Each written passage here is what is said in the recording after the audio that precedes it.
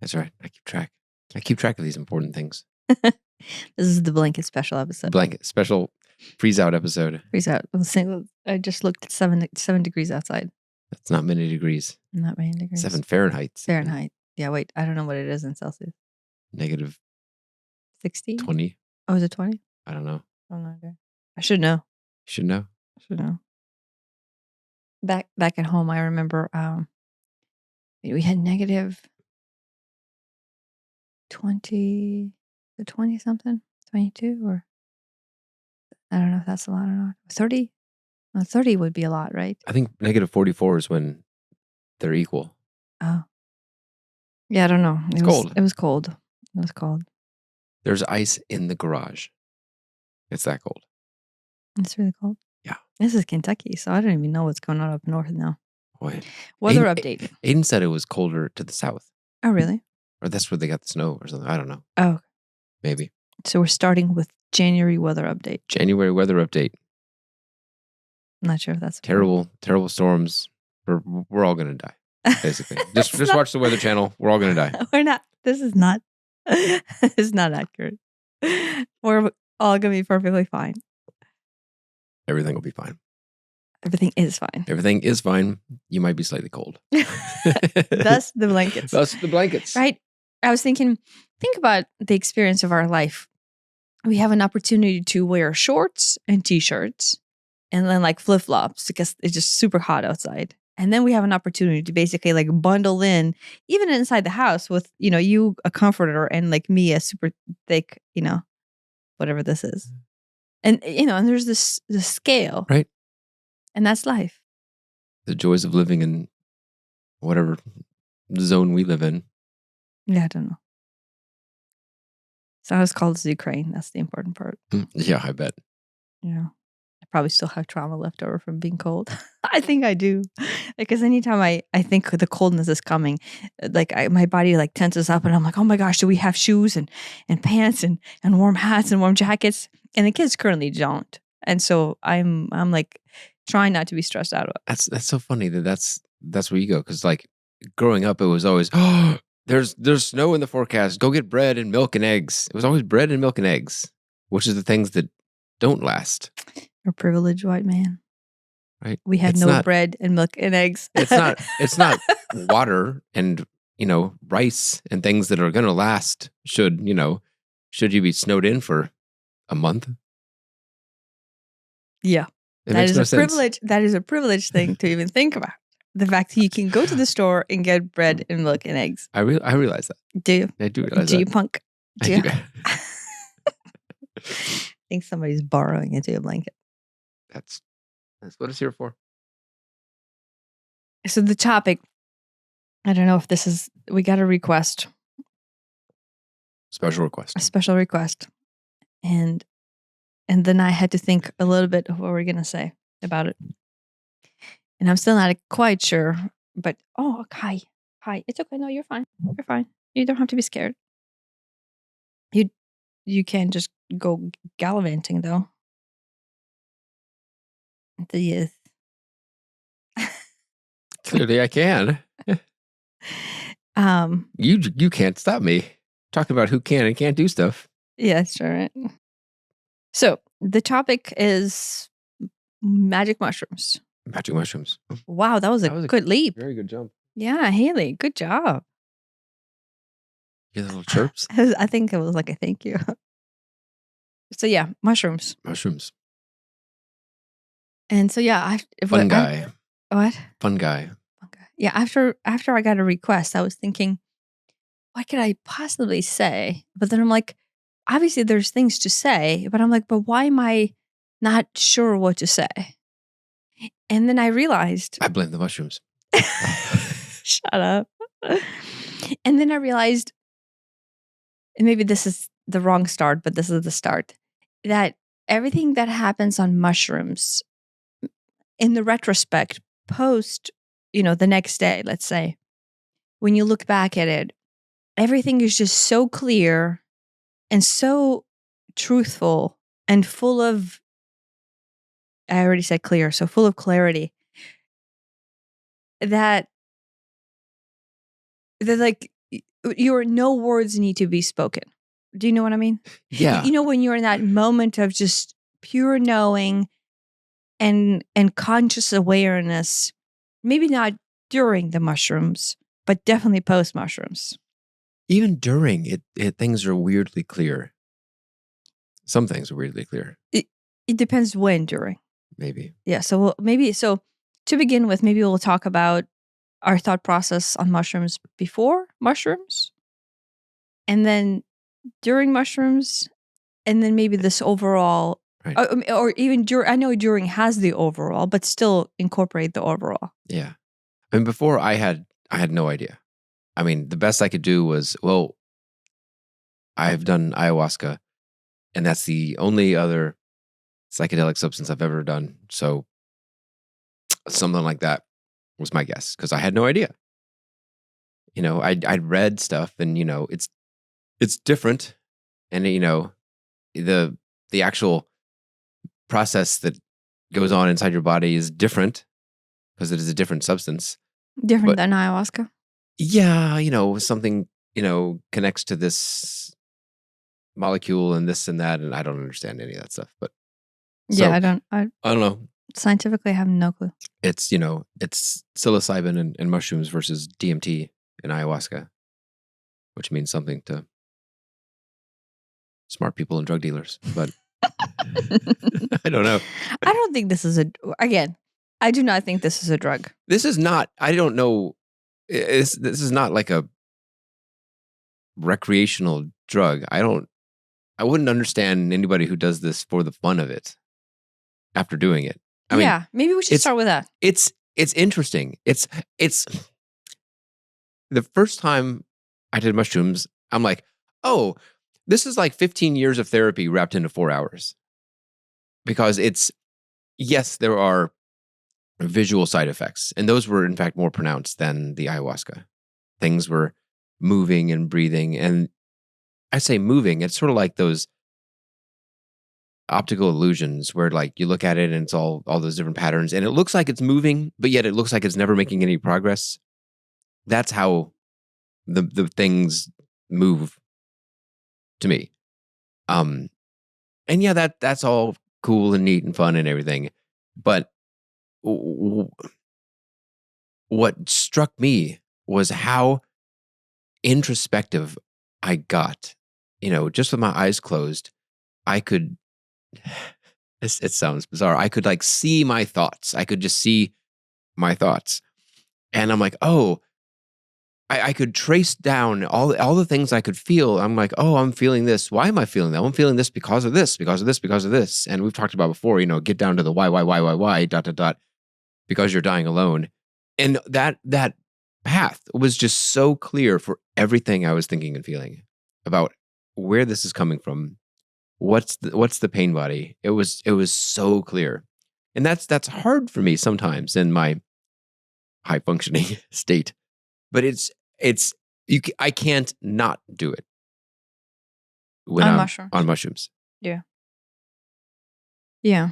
And so it just shines this super bright light on what's really going on in your psyche, in my psyche. I don't know. Maybe this is not a typical experience. I don't know. But it is not something that I would go, hey, let's go to the, Disney World on mushroom. That sounds awful. That would not be a great thing to do. Yeah. I think you and I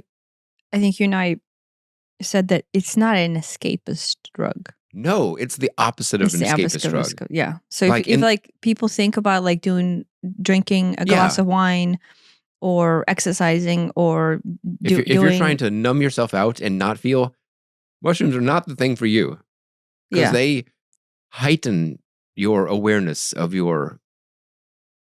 what you're feeling. Mm-hmm. I would feel like, one point I got all this anxiety, and I'm like, what's going on? And I'm like, this isn't my anxiety. This is somebody else's anxiety that I'm.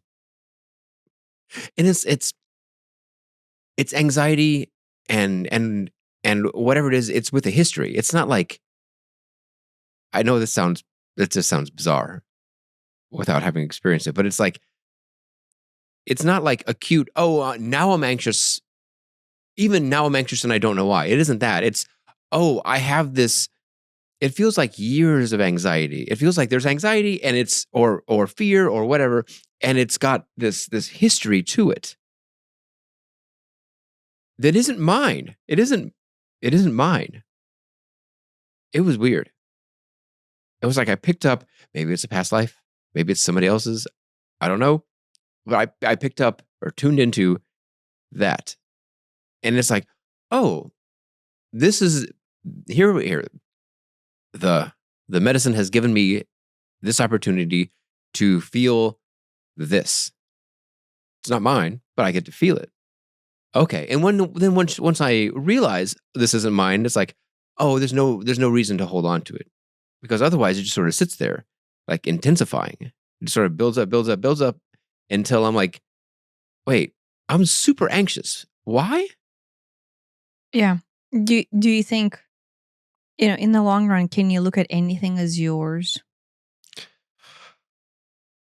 Right. So yeah, you're not interpreting a mind. That's almost philosophical. Yeah, that's what I mean. Right. So when you're interpreting something as not yours, then from the standpoint of allowing it to be released and let go, then you go, what is the, right? At the essence of your core, you are, you can feel the essence of your core. And anything else, there's just additional, let's say in this case, garbage, right? Because anxiety seems garbage like. Then it's not you. It's not the truth of you. Right. And then therefore, even if, let's say it's not yours, but even if it was yours, on mushrooms, you could feel it as this almost like an outside perspective of self. And so, right, it will be easier to do that overlook and then let it go. Actualize it within yourself and then let it go. No, there was a lot of letting go. It was great in that capacity. When I say not mine, I mean, I know where you're going with that, but it's like, I mean, I can't trace it back to any of my personal experience in this lifetime. It was super obvious to me that this is not, I'm anxious because I had a car accident and now driving on the road makes me anxious or whatever.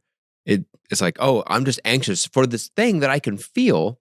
I can identify the source of it in the same way that you kind of can vaguely identify a forgotten dream. It's like, it's right there. But it's not yours. But it's not yours, or it could potentially not be yours, or it could be suppressed. I was certain that these were not mine. Okay, I was 100% certain that these are not, at least not mine from this life. Okay. How about you? Which portion? What was your experience? So to begin with, I noticed I have hard time surrendering into the experience. That's right, you did. Every time. It, like, not just once, just every time. And then there's this portion of me that, like, I could, because you're having extrasensory experience, right? I think other senses come on board stronger. Like the colors are stronger, the smell is stronger. I'm not sure about touch, but as these other experiences come on board, I start to understand the idea of myself holding on. And technically, I cannot say what is it that I'm holding on, right? Like, but there's this part of me that struggles to just surrender into the experience. And I have no idea why. And so, but I know, like, I'm tightening. I'm trying not to go. And then I'm like, why? And so last time I realized it, because I feel like, now this is my personal take on it, and it will sound negative, but I don't mean it as negative as it sounds. It takes you into the world of chaos. And so that is how I interpret it, is, right, when in your cognitive state of being, you're able to block off and contain things in their own space, or possibly push them away, or control what you're allowed to be. And right, like, so Compartmentalize. whatever, right? That control, perception of control that you have in a 3-dimensional space is very obvious here. But on mushrooms, that idea of control dissolves. And to me, chaos comes in, because to me, control equates to no chaos. I have no idea what she's doing. And so, partially, maybe there's this point of fear of letting go, because I know what I'm going to go into is chaos. And so, surrendering into chaos, I think, has its own lesson for me. Just being able to be okay with whatever. And so, I almost have to go through some sort of rudimentary dying or falling, or however my mind or brain would comprehend what does it mean to surrender. And I would have some sort of visual interpretation of that. By visual, I mean sensory interpretation in my mind of either falling or dying or drowning or whatever. And that act, right, that mini surrender or mini death or whatever, or mini fall, then allows me to go into that space. And so that's just, it seems like so far it's the status quo. I mean, we can see what happens later, but that seems to be the thing. Mm-hmm. And then post that, I notice myself ease up and almost like relax. And then, things just kind of calm as they need to calm. Yeah. Things come. Yeah. Right? And they come in the most interesting way. Like, one time I went to my childhood home, and I could viscerally feel the energy of each room in the home. I told you this. And then like the temperature difference of each room. And then like the smell, possibly even. And then like the general perception that I would get when I would walk in from room to room to room. And each room like felt like its own little world, just because the way the house was designed. It was, there's the original house, and then there was the audition, and the audition felt different than the original house. And so each room felt a little different. And I'm like, I would have probably never realized that, period, especially since this is my childhood home. And then I went all the way back to being a baby and feeling the sensation of a specific blanket, and seeing the color pattern and the color texture and density of that blanket from my childhood, which brought in a safety feeling. So I think at the time what I needed was to feel safe, and then the childhood home, I think, kind of provided that. And of course, the tears was rolling down my eyes, because it was there's a lot of tears. Yeah, there's a lot of crying, but not like in the sad way, like in the endearing, sentimental way. That's how it was for me. Yeah. Yeah, the other thing that became apparent was, one, like the existence of time And space. and space. It's super obvious that is an illusion. Mm-hmm. And it's like, oh, well, we've got our 3D X, Y, and Z, and time seems to move forward at 1 second per second. Yes, but you would say, okay, well, you're on mushrooms, so you hallucinating this idea between. This is what I should say is, right. I mentioned this to my dad, and I was uptight at some point in my life, maybe still am, but my dad is also. Who, you? Shut up. And so when I mentioned it to my dad, his initial reaction was like, oh, what? My daughter, mushrooms, what? And I don't know. But right, I'm like, okay, but I can see his reaction to where if 5 years ago or 10 years ago somebody said they were on mushrooms, I would have thought that they were hippie, I guess, as a derogatory term that I told you not to use against me now. and then possibly drug related. I did not understand what the difference is between the mushrooms and Right. like an escapist drug. May as well be heroin or something. Yeah, I did not honestly. I don't know have any experience with actually any drugs. So having had experience with ayahuasca and having had experience with mushrooms, that's the only thing I could speak Yeah. of. So I don't. I know we've had a lot of experience with alcohol. Yes, lifetime. Yeah, lifetime of alcohol. So because I know what escapism feels like with alcohol. That is what I'm comparing to. So I don't know what heroin and cocaine or whatever is out there feels like.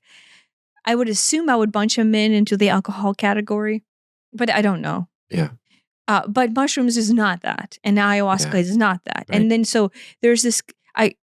Realize you're going into the ceremony with commitment to awareness. I mean, that's important. That we've done it in a ceremonial setting. There's an intention that this is a healing. Yeah. It is a plant medicine. Yeah. Fungus plant? I don't know.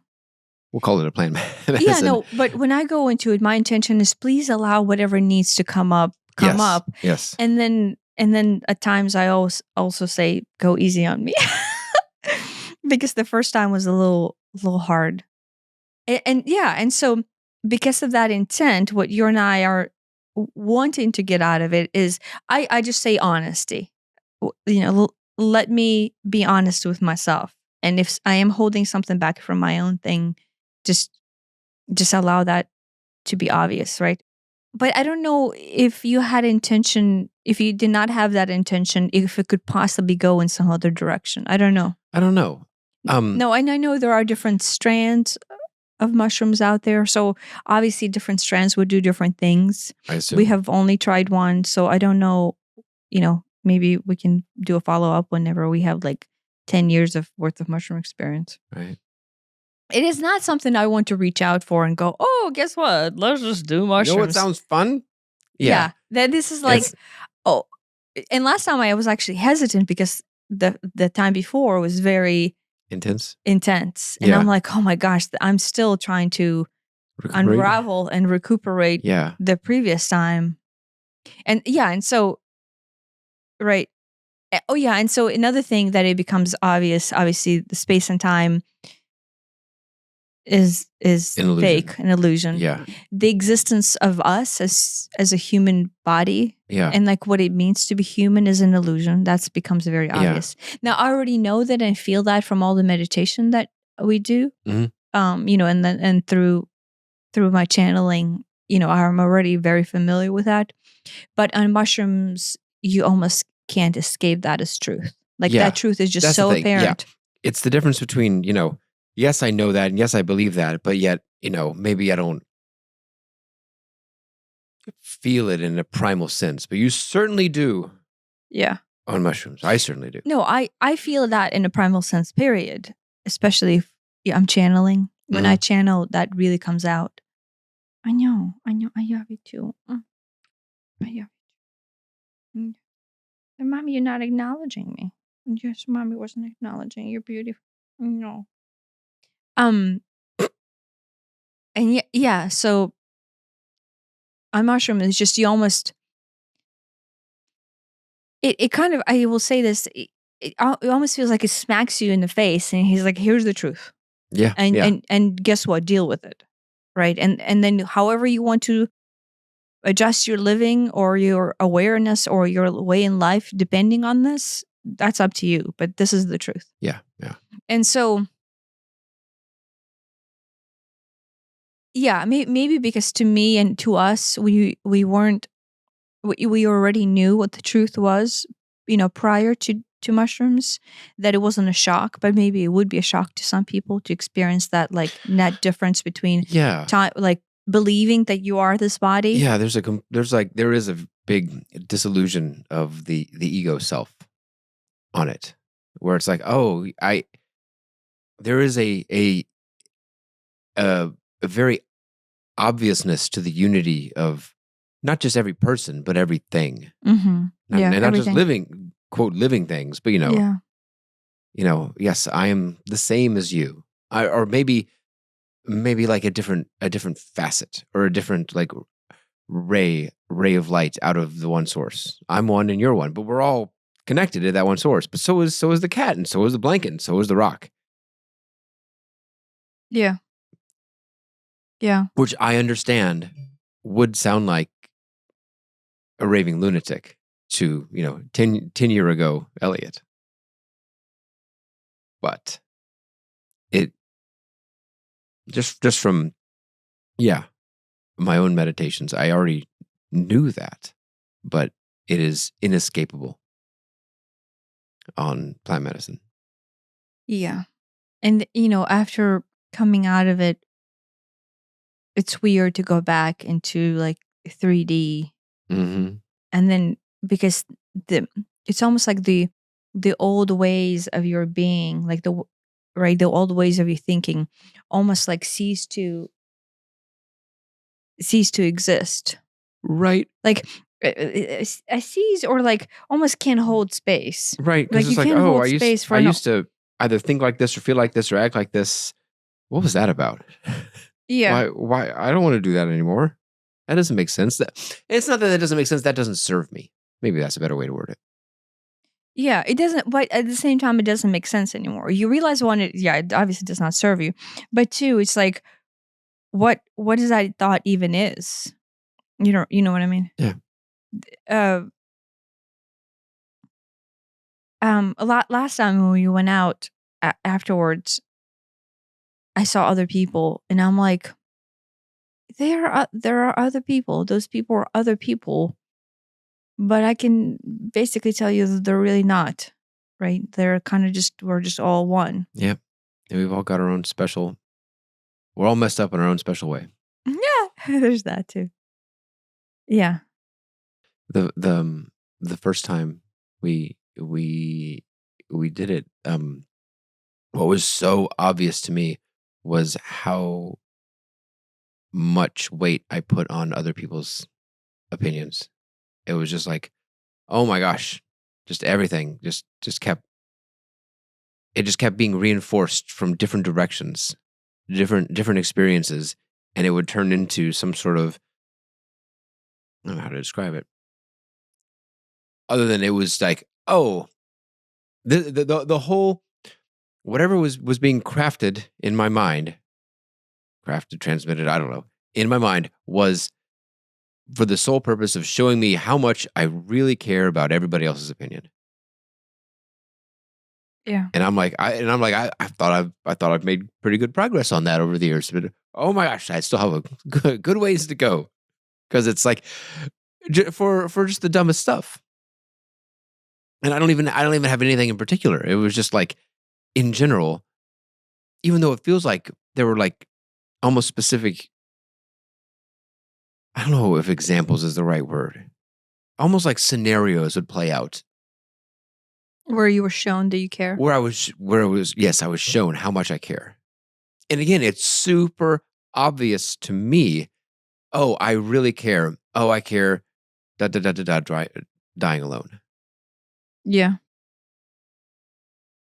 And the second time, I need to have like a pad of paper and a pencil or something, because I would come to these profound realizations and then completely forget them, like a dream. It's just like a dream. It's like, wow, oh, it was right there. And I need to write it down, or sometimes I need to draw something or whatever. And then I had this anxiety. I'm like, I've had all this stuff that I've realized and I've forgotten it all. What are we going to talk about? I'm not going to have anything to say. And I'm like starting to freak out a little bit that I won't have anything to tell you. When you mentioned anxiety, I thought that was that. I thought you were talking about this. No, the first time, wait a minute. No, that's the first. No, the anxiety was the first time. It was just this generalized anxiety that was somebody else's anxiety. Oh, okay. The second time, I was anxious that I'm like, I'm not going to have anything to share. I'm not going to have anything to share. And then I realized, oh, this is what I have to share, was that I really care about having something to share. And like, I'll feel like I'm letting you down, or I'm letting myself down, or I'm not following through, or I'm a lazy fart or whatever. If I don't bring something tangible out of this in order to share. There's all these intangibles that you get out of it that would be hard, would be difficult to that's share. like caring what I But think that's about you. caring what I think about, what you think about me. Exactly. Yeah. I mean, do you think that has always been your thing, though? Is Yeah. caring what everybody thinks about you. So it came back to that again in this very roundabout way. Yeah. I mean, it's amazing. Yeah. And my first one pushed me into complete space of unsafety. Like I was taken back to when I was a child, and like all this points of self that I didn't feel safe. And it was just completely overwhelming. Overwhelming. At the same time, you question what's truth, what's not, but depending on what's coming up. Like, is this truly my suppressed memories? Is this memory of past life, or just a generalized feeling that I need to process? And then the second one took me into that same home, but with the opposite, which was feeling of safety. Right. And I was thinking, or here, it's showing me the duality of both, that I both felt unsafe at some point and then safe at some point. Right. Yeah. And so the experience included both of those both of those opposites. The interesting part that I am still not sure, and I think is, I'm going to have to unravel. I'm being guided to make a drawing of it, but there was this very specific fractal image that I'm being shown in the first one and the second one. And in the second one, I remember it as a pattern that we had on the crystal bowls that we had. Like in Ukraine, that's a big thing, is collecting expensive crystalware. I think it's like a sign of plenty. Does your grandmother have like one of those The things curio full of? cabinets. Yeah. Yeah, but that's the thing in Ukraine. Like you would have this curio cabinet with glass interface, I guess, in the front, and then inside you would have crystal whatever, and then I'm sure whenever people come over for celebrations and they see your crystal collection, Ooh, I know, right? yeah. And so I remember anytime my parents would have any extra money or they wanted to splurge, or like if it was a fancy gift you wanted to give to someone, like really, really fancy gift, it would be some sort of crystal bowl or vase or, whatever. And so we had a pretty nice collection. I think it's still being stored in Ukraine for our take-in whenever we want to come there. I'm not sure how that's going to work out. But this fractal design, geometrical design, was on the crystal bowls, some of the crystal bowls they had, and then there was also a different blanket that I mentioned earlier that had this pattern as well. But of course, in my mushroom state, it is multidimensional. Yeah, I know what you mean. Even though, how could you possibly describe that? Yeah, and then also colored. But then I realized the blanket is colored also. What blanket? The blanket that had that shape. Okay. Was colored multidimensionally, but I was basically kind of like in an intersection depth of that blanket. And so yeah, right. I mean, I think there's something there. I'm being drawn to draw it, and like document it. And I think there needs to. I would have some sort of connection that comes through from that shape. Yeah, it's the same, very similar to the image that we saw. And we watched on Gaia. We watched a show. You could flash it here on Shakespeare. I don't remember what it was called. Shakespeare Decoded, maybe that's what it was called. But basically, the premise of it is that Shakespeare is not an actual who we think he is. But I think a lot of people think that's the same as, but a lot of people. No, that was a great show. A lot of scholars believe this. This guy did some James Bond level stuff to do this. Yeah, not counting John D. James Bond level stuff. Right. Yeah. Well, right. That too. But this guy basically, this is going off tangent, but he can interpret the code that Shakespeare used to decode his literature, like his poems and sonnets and his plays. But in all of the drawings of that time, these individuals had this pattern somewhere on them or in the background or on their clothing or something like that. Yeah, I'll show a couple. Yeah. And this is the same pattern, very similar to the pattern that I had in my mind, which I need to figure out how many points mine had. But yeah. Yeah. Doing some sort of drawing or painting or something while on mushrooms would be very interesting. Yeah, I don't know if I'll be able to do that. I mean, I can't draw to begin with, so it's not going to be anything. But it's like in order to get that out of your mind and onto paper, Maybe. would be very interesting. Last time I was looking out of the window, and I don't remember if I told you this or not, but I saw the trees, the branches, and then things snap into 2-dimensional frames. Yeah, you told me. For you too or not? Do they snap into 2-dimensional frames? I don't have a lot of depth where I'm looking because I'm looking the opposite No, direction. in general, like I can look at anything and it like collapses into 2 dimensions. I know what you mean, but I don't think I not really. Okay, so that happens to me. So I can look at something and then have it. You okay? Are you uncomfortable? You getting overheated? And I saw the trees, right? And then I saw the space between me and the trees and the next tree and the next tree and this branch and the next branch. And then in my mind, basically, there was this understanding of the collapse of time and space to where here's how we interpret it, right? And we interpret it as collapsed 2-dimensional interpretation of something that is very much multidimensional.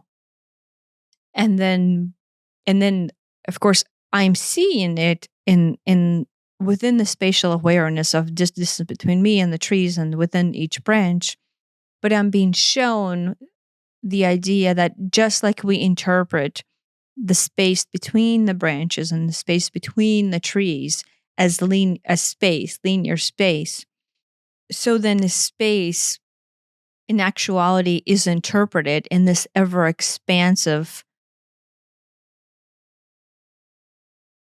quality. ... Saying this, realizing that they're showing me what it would feel like to go from flat to 3D, realizing that it would be the same process of interpretation that would take you from 3D unto multidimensionality. Yeah. But everything I have been feeling and everything I've been channeling lately and everything that is coming out with the channeled videos, lined up with these podcasts, has been on reaching multidimensionality or trying to interpret multidimensionality. And you and I have had, in private, a lot of conversations on that. Yeah. So from that point, right, if that is something I am working on in my personal space, it is, right, while on mushrooms, it is very easy to go into that space and actually draw more interpretation and more truth. You can make a lot of progress on deep topics like that. Yeah, or topics that, in this case, it would be impossible for my mind to understand. Yeah. Right? And a lot of times, we don't never do this on the podcast, but if we do this in person, is I have some crazy tangent that comes to me with this download of information that is just beyond human comprehension. And I am like, I don't know, struggling to voice it out, but at the same time, in my limited vocabulary, just using whatever words I have that we have in human understanding to explain. And so, like, mushrooms almost brings in like a sensory visual component of that. And I feel like because I channel, it opens me up to multi-sensory channeling. Yeah. I mean, you do see things. I mean, if you see things that, quote, aren't there with your eyes open, the pillow will be breathing or something, or the pattern on the wall will be swirling, or the Christmas tree will be dancing or whatever. Yes. But if you close your eyes, it's a whole nother world in there. I usually close my eyes. Yeah. I mean, I do both, but yeah. And then you see things in there that are,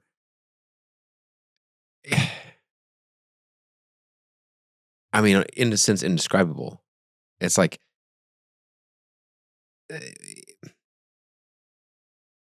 that would, not be possible in regular 3D space.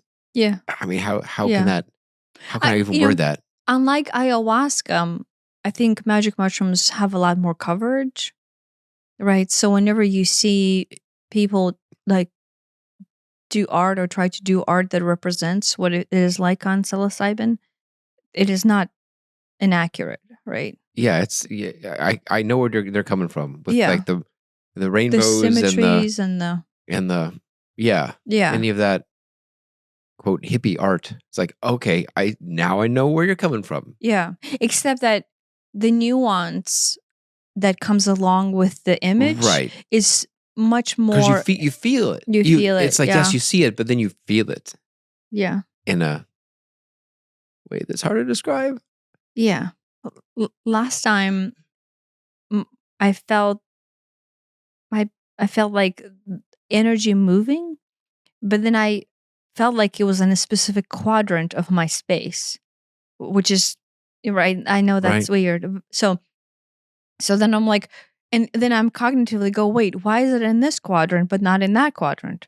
And I try to get the image to go to the other quadrant, and like the other quadrant is like not allowing it to go. And so I'm trying to cram it in, which was a real Control. like, do you think that's control?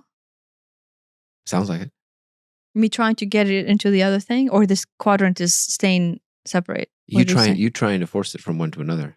Oh, really? That's, I mean, Or I thought maybe I am designated in my body. I'm like, okay, I will allow this portion of me surrender, but this portion is definitely not going to surrender and let. yeah, that's also control though. No, it's control, but not like. Yeah. But do you see what I mean? Yeah. And no, a lot of control came up for me too. Just but a lot of control, and that I don't want to I don't want to let go of that control. Gotta hold on, or you die alone. We went somewhere recently, and I spoke to someone for maybe 30 seconds. And the person goes, "Oh, you're like me. You're type A." And I'm like, "Is it that obvious?" And I realized, I think it's obvious. I don't remember this. Oh my gosh. And I thought to myself, he's not wrong, but look how obvious it is. And I'm like, but what is type A? It used to be super type A. I guess if you're type A, you're type A. And I'm just not, and you just are. And that's fine. There's nothing wrong, good, or bad about any of that. Yeah. But he identified as type A. And to me, it became very obvious what he's defining as type A is my control, due to the fact that when I feel unsafe, the control is the only thing that gives me that idea of safety, right? Going back to kind of the root cause of my pain body, right? So the why would somebody be type A is because whatever they're afraid of on the inside, in my case is unsafety, right? Is such a raw subject that you design your life around you to mitigate the possibility of that rawness being struck. Yeah. Right. Yeah. Yeah. I mean, it's all self-protection at some level. Yeah. Or the perception of self-protection. It's your ego is trying to craft or control the world in order to make it feel as safe as possible. Mm-hmm. I mean, but that's true of everybody.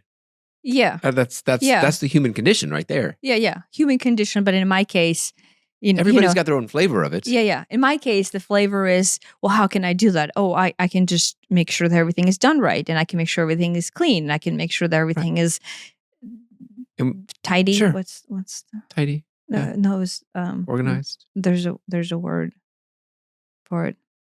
And with me, it's how can I make sure everybody likes me and everybody loves me? Because that makes me feel safe. Yeah, and I don't care about that. And it's like, yeah, because I'm right, and I don't care about my thing. Well, it's like I've lived an incredibly fortunate and privileged life that I've never had to worry about shelter or food or physical safety. Just never. It's just, it has never even occurred to me that that would be a thing, Yeah. which is incredibly privileged. I know that. So, I went down to the next thing that wasn't, abundant, which is, love. Yeah. Yeah. No, So everybody's got their thing. yeah. Maybe it's this, maybe it's that. Yeah. And and to us, through all of our podcasts, we keep on discussing that that's your thing and that's my thing. But it seems like we're continuously working on it. And through the experience of ayahuasca or mushrooms or just meditation or cacao Yeah. or just discussion, try to see it or approach it or identify it from a different perspective. Mhm. Right.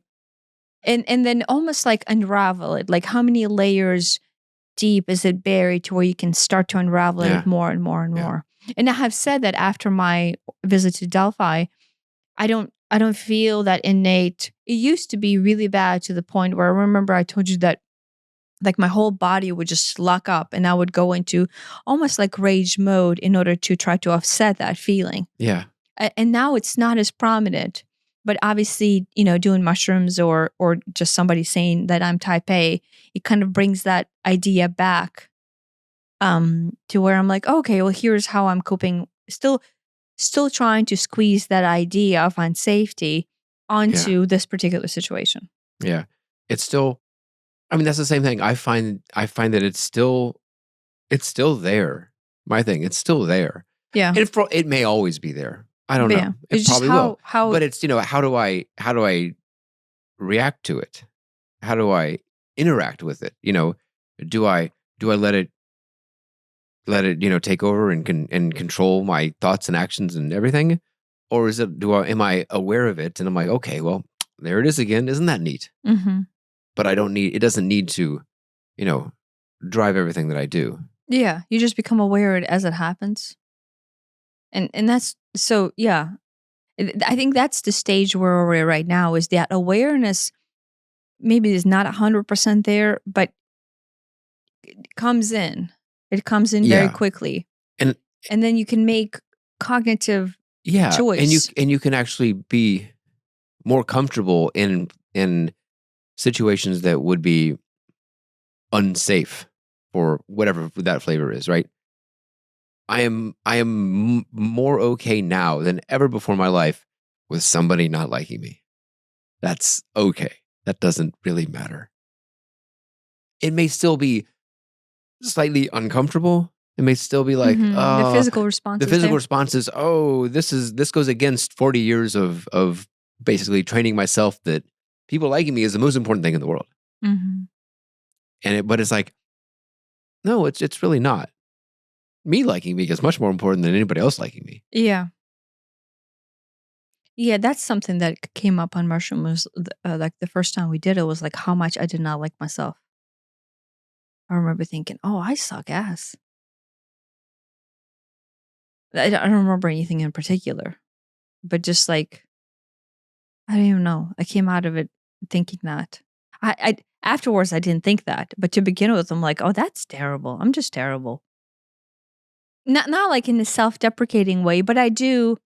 Lately, we have had some experiences came up that the safety thing was being hit with me, right? And I noticed how easy for me, how easy it became to dive into that thing. Yeah. And so I spend most of the time thinking, look, I am just diving back into it and I don't want to, but yet here I am. And then it became very obvious of like, well, there's no use beating yourself up over the fact that you can't. But then at the same time, it became very obvious. I was like, yeah, but I still don't want to be this way. And here I am struggling, right? Right. And so it was like this in-depth analysis of what was happening, how I was reacting to it, whether or not I was happy with my reaction, how I wish I was able to react, ... realizing I'm not able to react that way right now. Right. I mean, there's this balance between accepting yourself for who you are and how you are and everything as perfect. Balance with, a desire for personal growth. Mm-hmm. And it's like they sound like they're at odds, and maybe in a sense they are, but at the same time, there's a way that both can coexist. It's like, yes, I'm perfect as I am. Everybody's perfect as they are. At the same time, I would maybe like to lose a couple pounds. I would maybe like to learn another language. I would maybe like to, not feel this way in these surgeries, whatever it is. I would like Mm-hmm. to stop drinking, whatever. It can be both. Which Yeah. which kind of is a paradox. But at the same time, I think we need more paradoxes in our life. I think these paradoxes of I am okay and I am perfect. I want to be more like this or less like that is a beautiful paradox that kind of summarizes the human condition. Yeah. Being okay with both, especially being okay with who you are right now. Mm-hmm.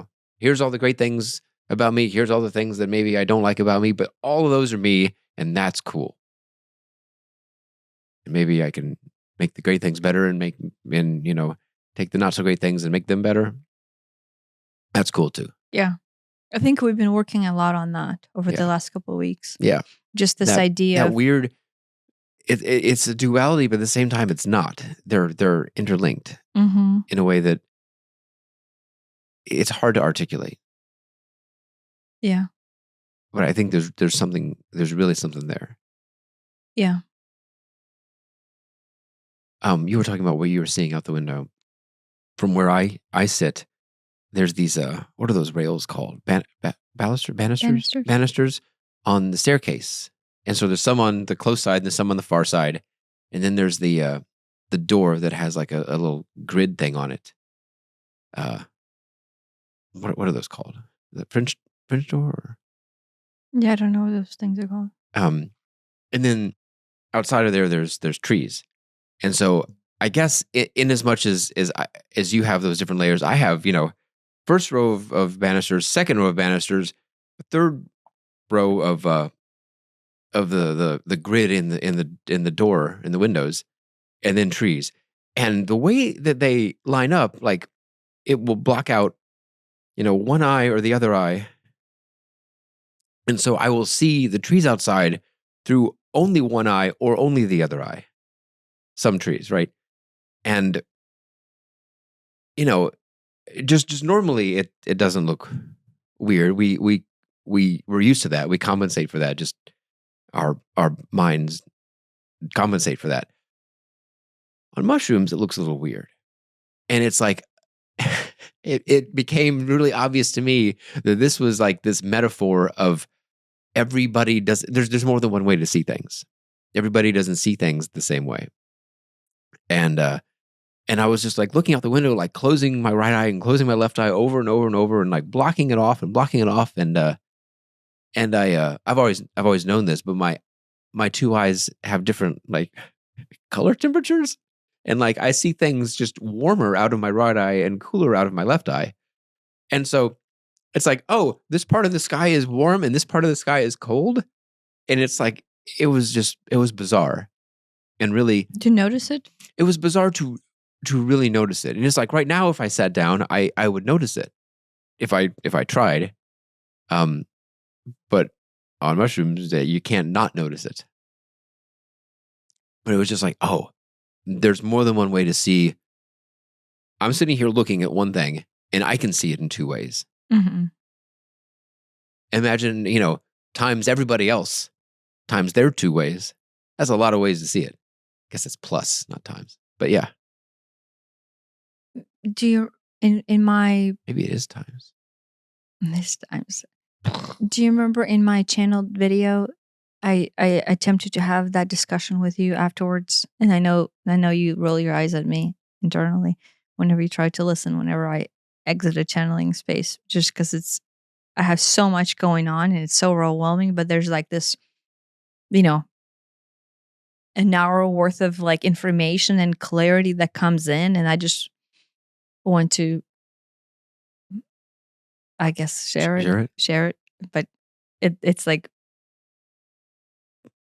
It gets dense. It gets it gets philosophical. I don't think I roll my eyes. I'm very interested in it. It's like your own little mushroom experience in a way.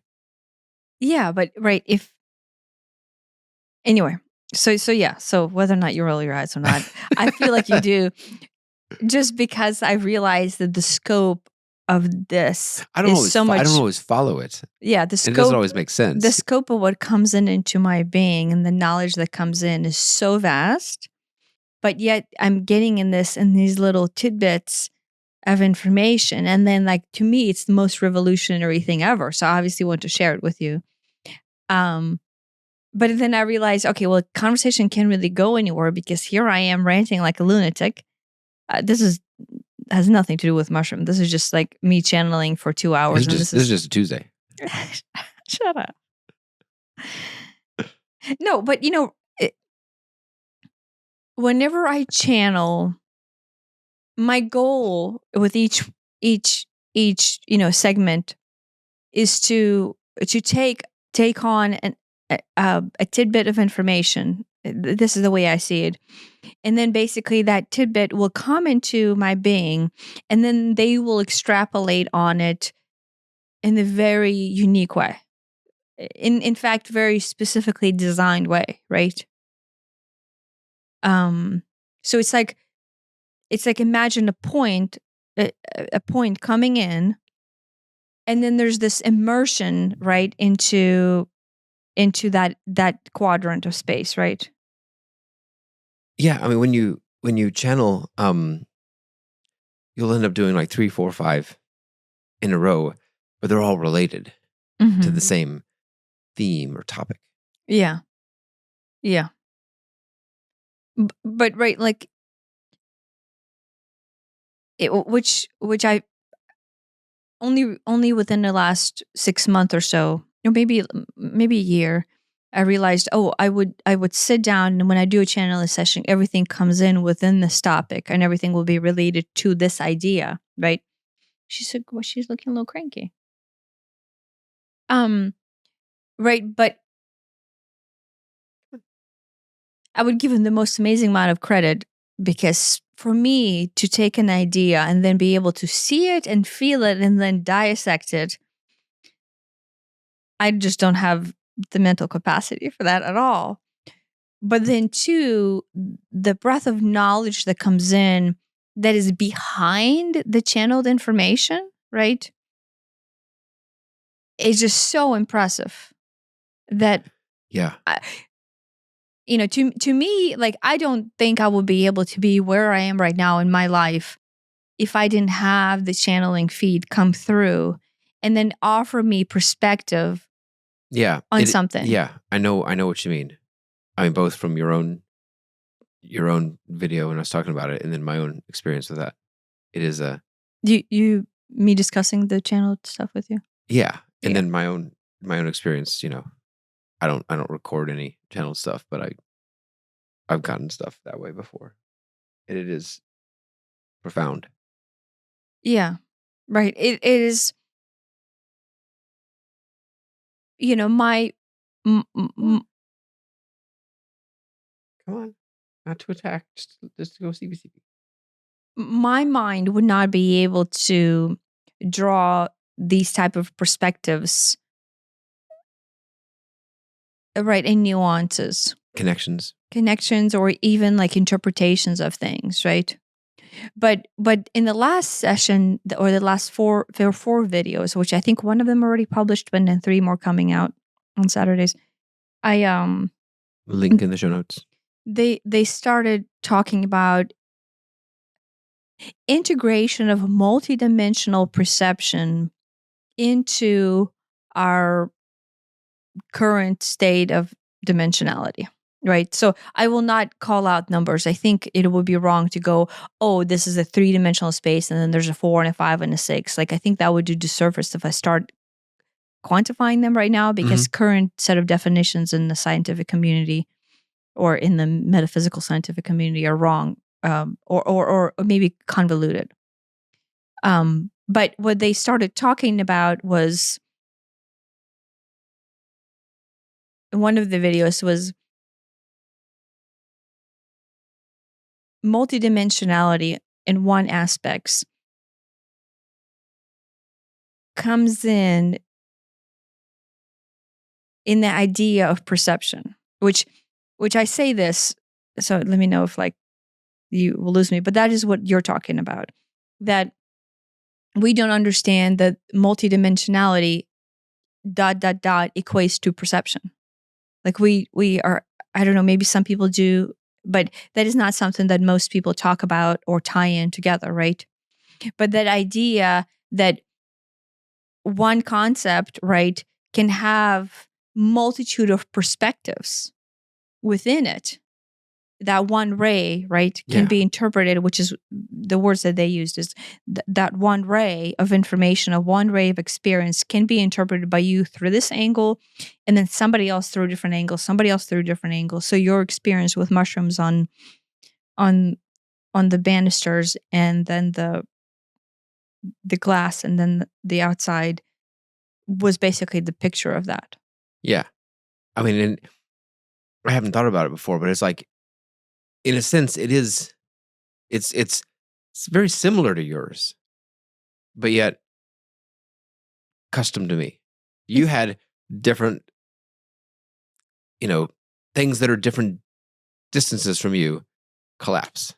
Mm-hmm. And I had things that are different distances from me, block one eye or the other. And so you saw things in two different ways, and I saw things in two different ways, but they were two different ways. Yes. And yours is the one that you needed, and mine was the one that I needed. Yeah, that is what it took for you to interpret that data. Yeah. Do you remember when I was attempting to discuss the dimensionality from sides of perspective, of how dimensionality grows and multidimensionality is interpreted, of like, if you imagine one person drawing one experience in one way, but then at the same time, you have a cognitive ability to interpret that same experience yourself from a different angle. Right. That is what's coming on board. Yeah. And so my experience on mushrooms last time, this is post I channeled this set of 4, was basically trying to relate that to me, of how multidimensionality is interpreted. And then in another video, they talked about actual perception of space and time. And then you and I have been attempting to discuss this. I need to set this down. How space and time is folded within itself. Right? Like you remember we talked about that there's this in somewhere in NASA or whatever, scientific space research said that the space is being created. Yeah. Right. To me, I received a literal interpretation of that concept within my being. I felt of how it would be to create space. She's in here. She's probably just trying to keep it in. How it would be to feel like what it is like to create space. And it is not what I thought. Like, right, when you and I had a discussion of what it would be like for, like, you and I had this discussion that there's a theory that space is created, birth within space. I mean, that's very accepted, that when they say that the universe is expanding, they don't just mean that things are getting further apart. They mean that literal new space is being injected in there. Yeah. And it's not much. It's, I don't know, like a couple 1,000 kilometers per, light year or whatever. It's not like a lot. But it's like, that's really messed up. Right? Why is it messed up? I mean, it's like, because it's like I can't even wrap my head around that. I can wrap my head around, okay, my fingers are moving apart, right? But like, A, they're moving apart, but B, an extra centimeter has been inserted into that. Yeah. But it's not dimensional perception. Right. I'm just saying that is something that is difficult for a human mind to understand. In the same way that like quantum physics doesn't make sense, because that's not how we experience the world. We have, this is hard and this is soft and this, exists and whatever. And like at the quantum physics level, it's like, where's the electron? It's kind of everywhere, but it's more likely over here than over there. But it's kind of everywhere. And then only when you really try to look at it does it collapse, and it's definitely here. Mm-hmm. But it's like, yeah, that's not how we experience this world, which is neither micro nor macro. We experience it in a very Personalized. personalized, specific way. But we all experience it vaguely the same in that, this cup is definitely here. It's not like 20% here and 20% there. No, it's definitely here. That is our visceral experience. But down at the subatomic particle level, things are kind of everywhere. Yeah. The set of my channel things, the last 4 things, and I know you don't watch my stuff, but not to shame you or anything like that. But I don't know if it will be helpful for you to watch it. Or maybe it's not, because you and I kind of discussed it already. They are trying to feed in the most rudimentary explanations of multidimensionality and interpretations thereof in those videos. And so all of them have to do with multidimensionality. I named them different things just based on... but here's the thing. They're coming from the standpoint of divine interpretation and not quantum physics. Yeah. But then as I was telling you this stuff and I was super duper excited about it, you were like, well, in quantum physics, there's this and this and that. And I'm like, okay, I have no idea. But it's all the same thing. It's the same thing. Yeah. So the quant and scientists and quantum research already say that the understanding of quantum principles would lead to understanding of creation. Right. They say God, but it's just creation. I mean, all interpretation of life. All of those, the fathers of quantum mechanics, all of them were deeply spiritual. Maybe not religious per se, but they there are all these quotes that people throw up from, I don't even know. I can't even name it. I mean, Buckminster Fuller or something. Heisenberg. Right? Yeah, well, he wasn't a quantum guy, but yeah. He wasn't? No. Oh. He had a very accurate representation of... Yeah, I agree. But I mean, he was spiritually awakened. I mean, like, I think Heisenberg and maybe not Oppenheimer, I don't know. Oppenheimer admitted that he received the download for the hydrogen bomb from an outside source. Oh. There's the code by him that admitted that. And then there's all kinds of regretting bringing that information forth. Maybe I think Bohm was one of them. There's all kinds of quotes from all these people that are like, oh yeah, it's there's a whole nother world out there. Yeah. What I find interesting and maybe slightly perplexed about is, if all of this knowledge comes into me, right? And then of course I go crazy about it and drag you into it. And then our reality starts to shift from interpretive state. Like my reality, and I don't know, let me know if you agree or not. My reality is starting to shift of how I interpret dimensionality and then expression of our interpretation of reality, but not like to the point where I would just be admitted to a psychiatric institution right away. They're doing it in a very gentle flow. Yeah. But it's, right. I have no idea where it's going. So there's that surrender that I'm attempting to have of just allowing it to come a little bit at a time. But at the same time, without being apprehensive about it. Do you know what I mean? Yeah. That one time wait, have I talked about this on the podcast when I disappeared into San Francisco and then flipped the fuck out? I don't think you did. Yeah. So I was falling asleep This was 3, 4 late weeks ago? December. Yeah. Late December. And so I was in that state, right? So basically, whenever you start to fall asleep, you start to descend down a brainwave state. And at some point, in your sleep, you could hit theta or delta, which is basically that relaxed state to where you're still aware, but you're just kind of like in that wobble. Like a pre-dream almost. Pre-dream wobble, yeah. And so I'm laying there, so I'm still cognitive aware, but then my awareness then comprehends me laying in bed in San Francisco. And it is very clear to me that I'm laying in bed in San Francisco. Like there's zero doubt in my mind that that's the truth.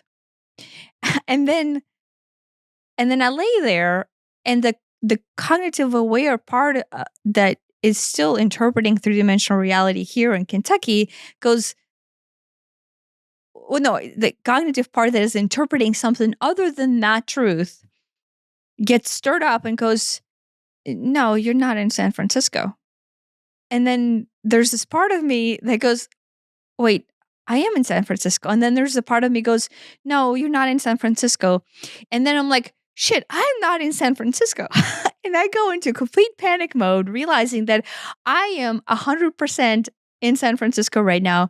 But in reality, some portion of my reality, I am not. And in that panic mode, I cannot connect to where I actually am. And now I realize at that point I had a choice in perception. I could have chosen to choose San Francisco, and I could have chosen to choose, the bed that I was laying in at the time. But I could not remember the bed I was laying in at the time. And so I flipped out. I just panicked. And I went into this crazy scrambling mode of like, oh my gosh, please take me back to the bed that I'm actually in. And so yeah, and then I remember there's this point of like, it's almost like this wormhole search, and then I snap into, honestly, now I realize the choice of that interpretation. Yeah. And and so that was like, okay, there's this, like Robert Monroe talks about astral travel, or he talks about he talks about remote viewing. My dad yesterday talked about the termites. No, but the concept, what was it? Biolocation, right?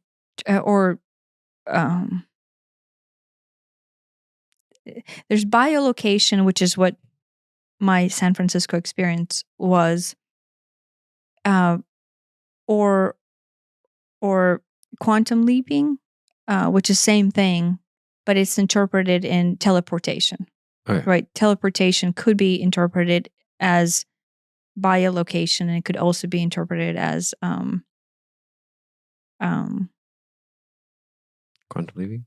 quantum leaping or remote viewing.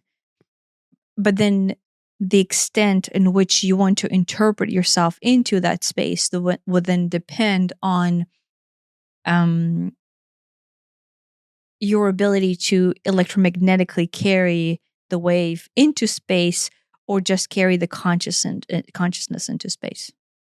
Right? All of those are the same things, and then they're just the variances thereof. Have I lost you on that already? Maybe a little bit. Okay, well, I'll drop that subject. So anyway, and then you and I talked today about forgetting to walk.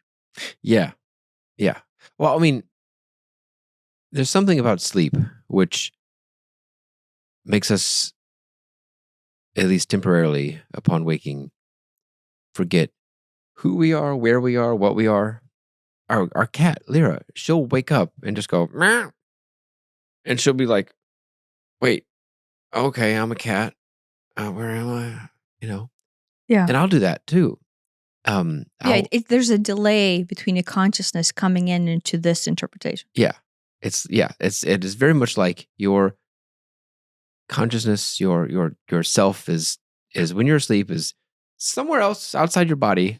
Mm-hmm. And then when you wake up, it kind of snaps back in, but it's like jarred, and it's like, hang on, I'm not quite ready for 3D world again. Yeah. We know someone who experiences this, and then the medical community refers to it as sleep paralysis, right? Which is basically like you wake up and then your body's paralyzed, but then you're like You're fully conscious. Somewhat conscious. Okay. You're somewhat conscious, but you're like not fully snapped in. But then your consciousness has not penetrated your body. I've had something similar where I've been awake-ish but unable to move, and it's pretty freaky. Yeah. Oh no. In this case, the individual I'm talking to, would have, I think, like at least 5 minutes of just that. But imagine the panic that you experience, right? Right.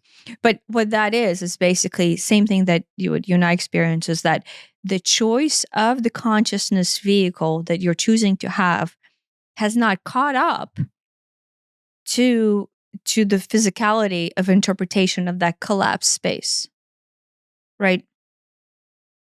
I guess with me, most of the time when it's happened to me, is because like my arm is asleep and I am physically unable to move it because it's just so asleep. But they interpret it as a foreign object. I interpreted it as I can't move my arm, when it's really, even if I was fully awake, I couldn't move my arm because it's that asleep. It's really asleep, and I need to like grab it and move it like a mannequin. No, I mean, but I think we all experiences that delay in consciousness. But within that space, whoever's listening, that happens to people all the time. Oh, you can discount it as something. You can even go like, oh, I don't know. I'm not even talking about being on magic mushrooms. I'm not talking about ayahuasca or any other substances. It happens to cats. Yeah, it happens to me walking. When you forget to walk, that is what that is. I can't tell you how many times I've been, especially downstairs, maybe upstairs, but really downstairs. I'll be walking down a stair and I'll just get confused. I'm a pretty smart guy. I'm a high functioning adult. That's questionable. But I'll be walking downstairs and it's walking downstairs is not terribly hard. Right, left, right, left, right, left. Yeah. And I'll just get, tripped up is the way to word it. You get confused. I get confused about what foot goes next, and I like almost fall. Yeah. Yeah. This morning, the reason we were talking about it is our daughter came downstairs, when she woke up for school, and she's like, twice last night, I forgot how to walk down the stairs. And I'm like, that's apparently just normal thing that happens to consciousness. Yeah. Sometimes on flat ground I'll do it, but it happens much more on stairs. Well, on flat ground, it's almost safer because you can kind of like brace yourself. But on stairs, there's that momentum. Yeah. And so it's difficult to stay within the momentum. No, it's like right, left, right, left, right, left. Wait, which one's next? But your body's it's going down at whatever speed it is, and it keeps going. Yeah. It gets scary. Yeah. No. The worst is because it happens outside, walking down to get to the grill, and I'm usually carrying some food. And so I was like, ah. Yeah, on the deck stairs, it seems to be more prominent. Yeah. Do you feel like our deck stairs has an energetic current running across it though? Maybe. And it happened before I switched them out. So it isn't. Oh yeah, there is it may happen since I switched them out too, but yeah, there's an energetic there's something up line that goes through our house. I want to say from that direction on down towards the creek right there. I don't know if you could feel this or not. I'm trying to figure out where this was, like northwest to southeast. Can you see it or feel it? Yeah, I'm with you on that. Yeah. And so one side of it is a polar negative, and the other side of it is the polar positive. And so when you're crossing the cross section of, it's usually like the same stair too. Yeah. So it's like 3 or 4 from the bottom. Yeah. So when you're crossing the cross section between the poles, right? Whenever the poles are right there, you're basically, from the quantitative standpoint, the frequency of that space is such that your cognitive interpretation of self is open to interpretation more so, and thus your consciousness is like expanded. You could expand your consciousness in that space, and so thus the collapsed Right. I world. mean, it's similar to the waking out of a dream thing. Yeah. Yeah. Yeah. But that space also carries through Annabelle's bedroom, which is where I would have been laying in my San Francisco state. And so it's easier for me to experience these lapses in interpretation Mhm. on those. Like, those lines are basically there. Ley lines, like, I guess ley lines, yeah. Telluric lines, whatever you want to call them. yeah. And basically what a ley line is just an energetic influx. But from the electromagnetic standpoint, it acts almost as a magnet. But that space in the middle allows you open space of interpretation. Mm. Right? Like, so quantum healing, right? What happened in the spots where this line exists, this line flows, and then as you stand there with that energetic perception, then miracles can take place. Right. Because you're in between the positive and the negative in that space of potentiality. Yeah.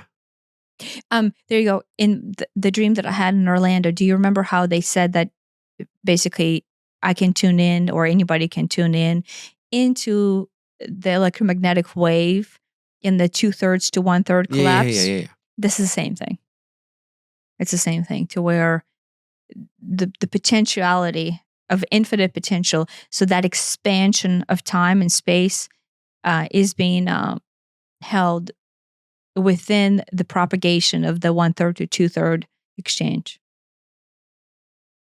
Okay, I think this episode got very, I got an attack. very technical all of a sudden. Yeah. I was going to say something else about mushrooms. That's right. We're on topic of mushrooms. I was going to say that they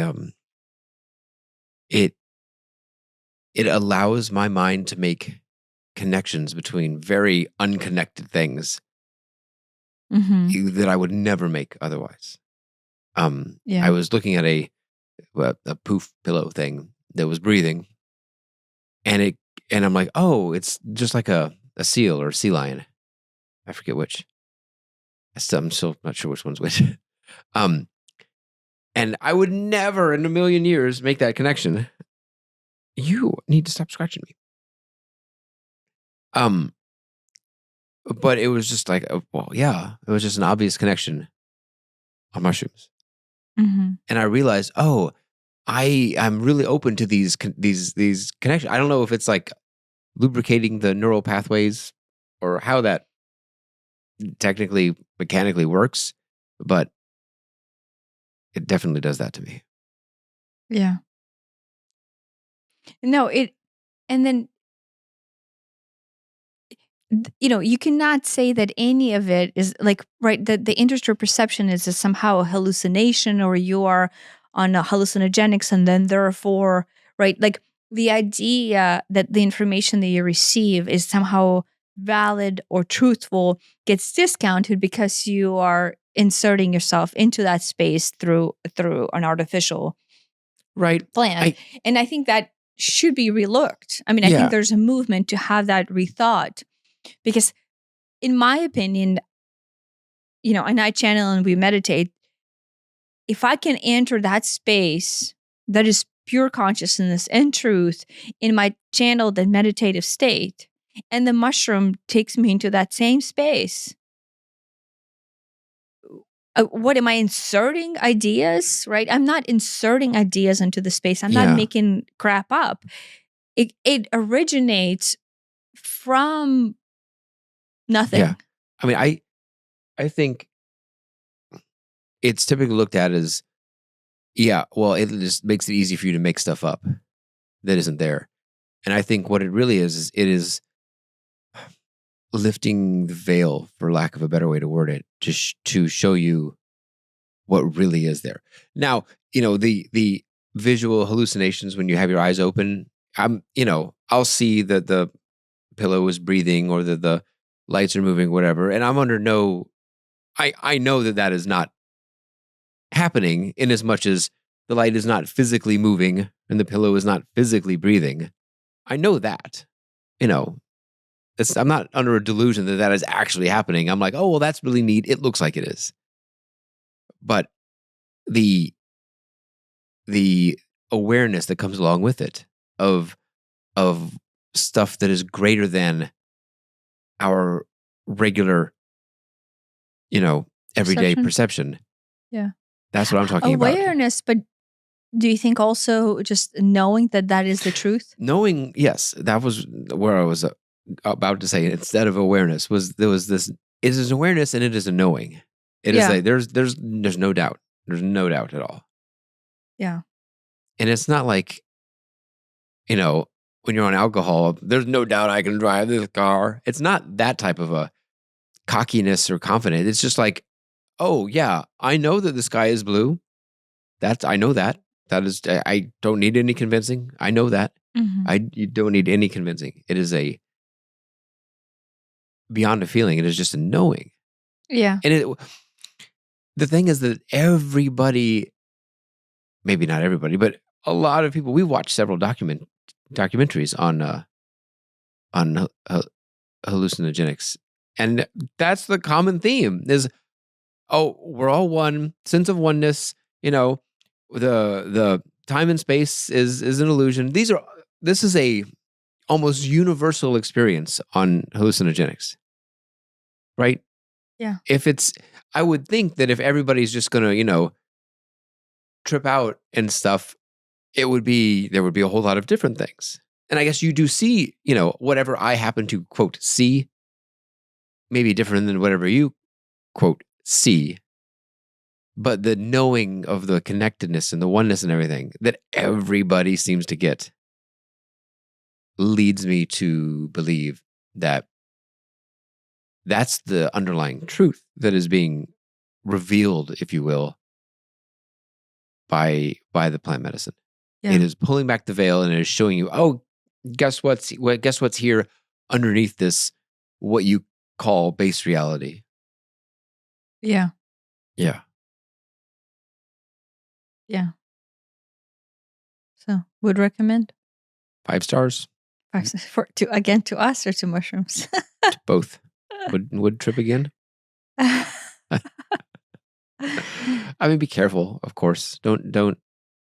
It needs to be, and this is it is a ceremonial thing. This is not a have some mushrooms and go to Disney World type of thing. Certainly don't drive or anything like that. Yeah, I mean, I think it's ceremonial one, and then I do think it is important to have an intent if you are going to do it. Yeah. And I would definitely not take it lightly. This is like to me, this is not a fun thing to do. Yeah, to me, like weeks and weeks and weeks of processing and trying to understand, but at the same time, maybe not overstressing about whatever does come up. Yeah.